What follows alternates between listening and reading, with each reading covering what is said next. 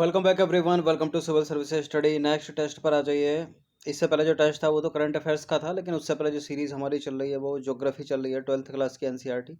इसमें जो अगला टॉपिक है वो है मानव बस्तियाँ और मानव विकास। तो जितने भी प्रश्न इन टॉपिक से बनेंगे वो बनाते हैं। बाकी इन सभी टेस्ट की फुल टेस्ट सीरीज प्राप्त कर सकते हैं नंबर इस पर कॉल या व्हाट्सअप करके। सब्सक्राइब रखेगा सिविल सर्विसेज स्टडी चैनल को। तो क्वेश्चन नंबर 1 है, निम्नलिखित में से किस क्षेत्र में पल्ली बस्तियों के पाए जाने की अपेक्षा अधिक है? पल्ली बस्तियां उत्तर पूर्व के वन और पहाड़ियों में, उत्तरी मैदानों में, गुजरात के मैदान व राजस्थान में, हिमालय की निचली घाटियों में। पल्ली बस्तियों के पाए जाने की संभावना अपेक्षा अधिक है इनमें से कहाँ पर? हिमालय की निचली घाटियों में। ऑप्शन नंबर ए है इसका आंसर। देखिए, ऐसी बस्तियां जो भौतिक रूप से एक दूसरे से पृथक अनेक इकाइयों में बंट जाती हैं, किंतु उन सबका नाम एक रहता है, पल्ली बस्तियां कहलाती हैं। इन पृथक इकाइयों को देश के विभिन्न भागों में स्थानीय स्तर पर पान्ना, पाड़ा, पाली, नगला, ढाली इत्यादि कहा जाता है। ऐसी बस्तियां हिमालय की निचली घाटियों में बहुतायत में पाई जाती हैं। इसके अलावा मध्य और निम्न गंगा के मैदान और छत्तीसगढ़ में पाई जाती हैं। भारत के नगरीकरण से रिलेटेड दो कथन है यहाँ पर, कौन सा इसमें सही होगा? नगरीकरण के स्तर की माप कुल जनसंख्या में नगरीय जनसंख्या के प्रतिशत के रूप में किया जाता है, और 1 लाख से अधिक नगरीय जनसंख्या वाला नगरीय केंद्र नगर कहलाता है। 1 लाख से अधिक नगरीय जनसंख्या वाला नगरीय केंद्र नगर कहलाता है। और नगरीकरण के स्तर की माप कुल जनसंख्या में नगरीय जनसंख्या के प्रतिशत के रूप में की जाती है। ज़्यादा सही होगा, किया जाता है। ठीक है, ये भी ठीक है। पहला स्टेटमेंट, दूसरा भी सही है। दोनों के दोनों करेक्ट हैं। सी है इसका आंसर। तो उपरोक्त दोनों के दोनों कथन सत्य हैं। इसके अतिरिक्त देखें तो 10 लाख से 50 लाख की जनसंख्या वाले नगरों को महानगर तथा 50 लाख से अधिक जनसंख्या वाले नगरों को मेगा नगर कहा जाता है। 50 लाख से अधिक नगरों को मेगा नगर, जैसे कि मुंबई एक मेगा नगर है, दिल्ली एक मेगा नगर है। क्वेश्चन नंबर 3 पर आ जाइए। वर्तमान में जनसंख्या की दृष्टि से भारत का सबसे बड़ा मेगा नगर है, यानी 50 लाख से अधिक जनसंख्या होगी उसकी, कौन सा? इसमें मुंबई, दिल्ली, कोलकाता, चेन्नई। देखिए, अभी तक तो मुंबई था। 2011 की जनगणना के अनुसार पूछ ले तो मुंबई सही है, लेकिन वर्तमान स्थिति जो है वो दिल्ली है। 1 करोड़ अधिक हो गई है, ठीक है, मुंबई से दिल्ली की जनसंख्या। अगर दिल्ली की लगभग 2.5 करोड़ है तो लगभग 3.5 करोड़ दिल्ली की है। तो इसका आंसर ऑप्शन नंबर बी। तो जनसंख्या 2011 या जनगणना 2011 के अनुसार मुंबई भारत का सबसे बड़ा मेगा नगर था, किंतु वर्तमान में दिल्ली ने मुंबई को पीछे छोड़ दिया है। 3,38,07,000 जनसंख्या के साथ दिल्ली भारत में पहले स्थान पर है। विश्व में टोक्यो के बाद दूसरे स्थान पर है दिल्ली। मुंबई की बात करें तो मुंबई भारत में दूसरे स्थान पर है और विश्व में छठे स्थान पर है। 2024 में मुंबई की जनसंख्या कितनी है? 2,16,73,000। और दिल्ली की कितनी है? 3,38,07,000। प्रकार यानी फंक्शन की दृष्टि से निम्नलिखित में से कौन सा एक नगर या शहर शैक्षिक नगर में शामिल नहीं है? पिलानी, वाराणसी, सेलम, प्रयागराज। शैक्षिक नगर में शामिल कौन सा नहीं है इसमें? पिलानी है, वाराणसी है, प्रयागराज भी है, सेलम नहीं है। ऑप्शन नंबर सी है इसका आंसर।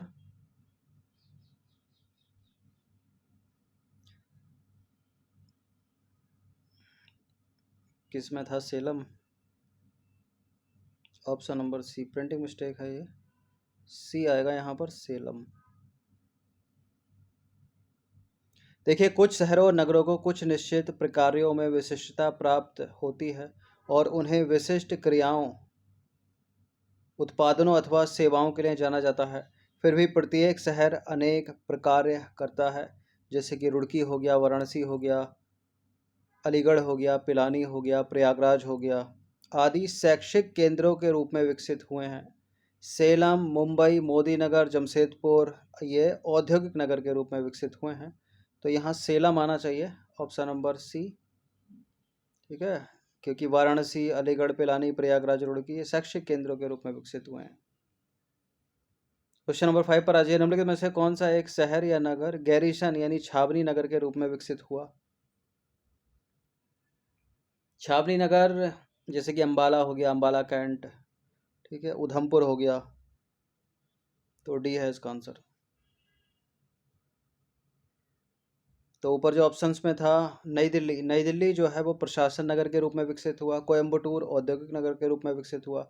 सिंगरौली खनन समृद्ध क्षेत्र या खनन नगर के रूप में विकसित हुआ। उधमपुर यह नगर गैरीसन यानी छावनी नगर के रूप में विकसित हुआ।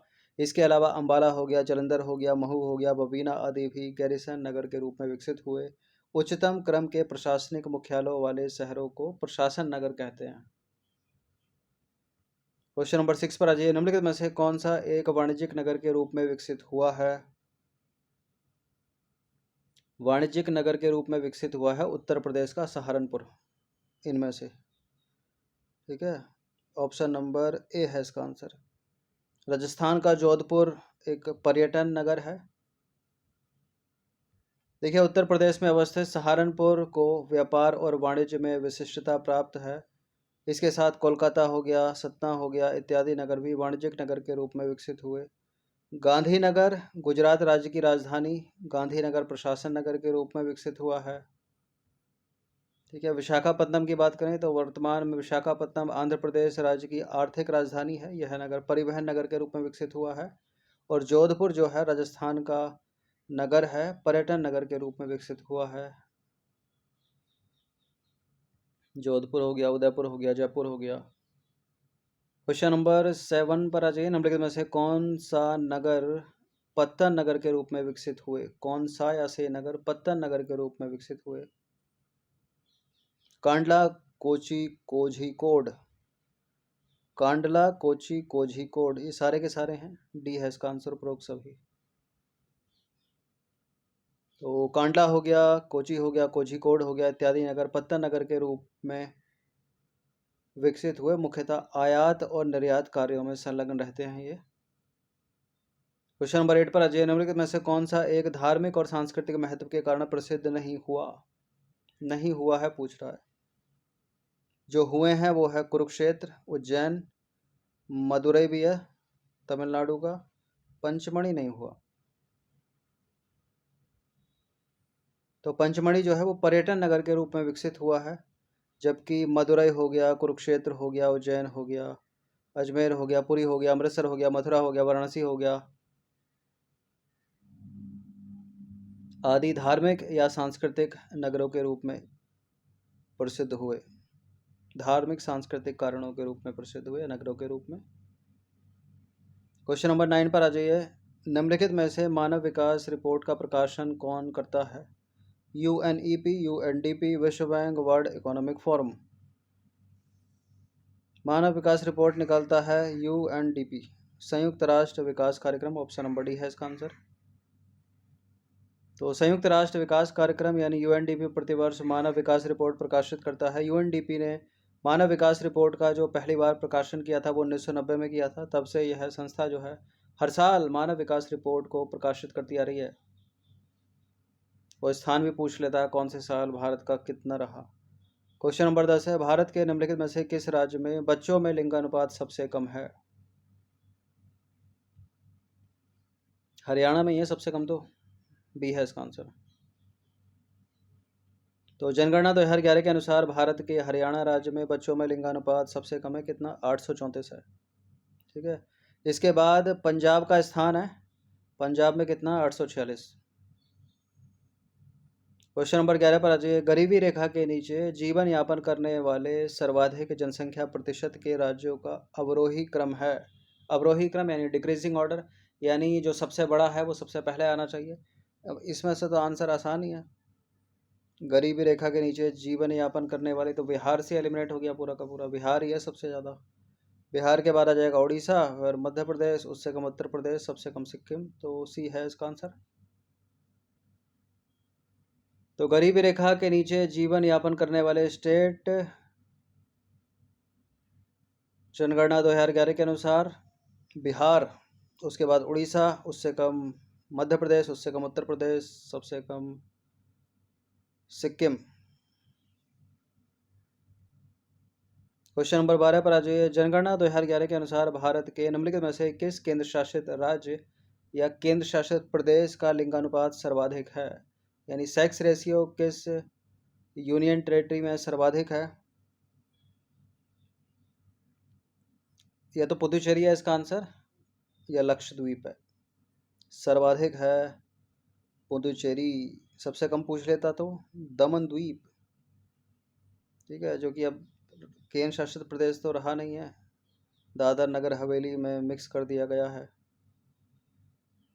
तो जनगणना 2011 के अनुसार केंद्र शासित प्रदेश का लिंगानुपात का आंकड़ा कुछ इस प्रकार है। यह है केंद्र शासित प्रदेश और यह है लिंगानुपात स्त्री पुरुष, यानी 1000 पुरुषों पर महिलाओं की संख्या कितनी है? क्या 900 है, क्या 800 है, या उसके बीच है? तो अंडमान निकोबार में 1000 पुरुषों पर महिलाओं की संख्या है 878, दादर नगर हवेली में है 775, दमन द्वीप में सबसे कम है 618, लक्षद्वीप में 946 है, और पुडुचेरी में सर्वाधिक है 1038। तो पुडुचेरी का नाम याद रखिएगा। पुडुचेरी अगर ऑप्शन में नहीं है तो लक्षद्वीप सही हो जाएगा। अधिकतर दूसरा ही पूछता है, ठीक है, टॉप वाला नहीं पूछता है, क्योंकि वो सब रटे रहते हैं उसको। तो पुडुचेरी में सर्वाधिक लिंगानुपात है 1038, सबसे कम पूछ ले तो दमन द्वीप में है 618। क्वेश्चन नंबर 13 पर आ जाइए। निम्नलिखित में से भारत